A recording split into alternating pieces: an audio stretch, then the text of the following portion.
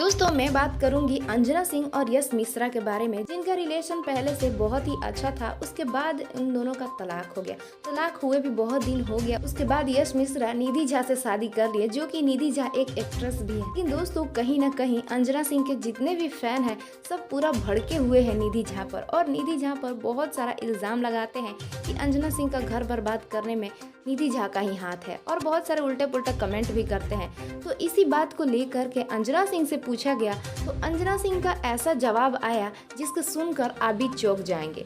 तो दोस्तों अंजना सिंह यश मिश्रा और निधि झा के बारे में क्या कहती हैं, दरअसल मैं आपको पूरी खबरें इस वीडियो में बताऊंगी।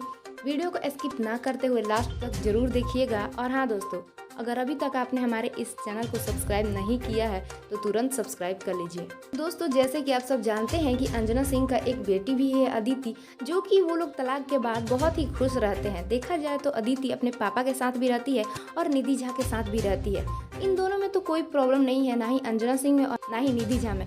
लेकिन दोस्तों अंजना सिंह के जितने भी फैंस हैं सब बहुत इल्ज़ाम लगाते हैं निधि झा पर। उनका कहना होता है कि अंजना सिंह का घर बर्बाद करने में निधि झा का ही हाथ है। लेकिन दोस्तों अंजना सिंह से पूछा गया तो अंजना सिंह कहती हैं कि सबका अपना अपना लाइफ है, जिसको जैसे जीना होता है वैसे जिएगा। देखा जाए तो यश मिश्रा और निधि झा साथ में अगर खुश है तो वो लोग खुश रहे, मुझे इससे कोई प्रॉब्लम नहीं है। और रही बात मेरी बेटी की, तो वो मेरे साथ रहे या फिर अपने पापा के साथ रहे, इससे मुझे कोई प्रॉब्लम नहीं है। जी हाँ दोस्तों, ऐसा ही कुछ कहा है अंजना सिंह ने।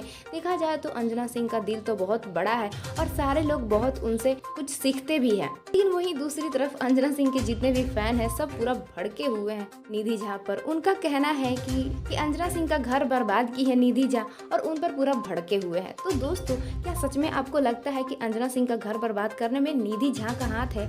आपको क्या लगता है? आप अपनी राय कमेंट्स बॉक्स में जरूर बताइएगा।